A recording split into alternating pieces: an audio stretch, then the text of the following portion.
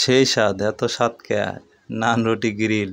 এই যে আমাদের এখানে তপন দা খাচ্ছে এবং তমাল ভাই আছে, গোপাল আছে। আমরা অনেক দিন পরে কয়েকজন মিলে একটু ব্যস্ততার মাঝে একটু আনন্দর মাঝে পার্টিটা দিলাম। সেই স্বাদ হয়েছে, অনেক আনন্দ করলাম ব্যস্ততার পরেও একটু সময় নিয়ে আজকে আমরা নান রুটি গ্রিল খেলাম আশুলিয়া বাস স্ট্যান্ড প্রিন্স হোটেলে। সেই স্বাদ, এক ভালো মানের একটা হোটেল, পরিবেশ সেই সুন্দর।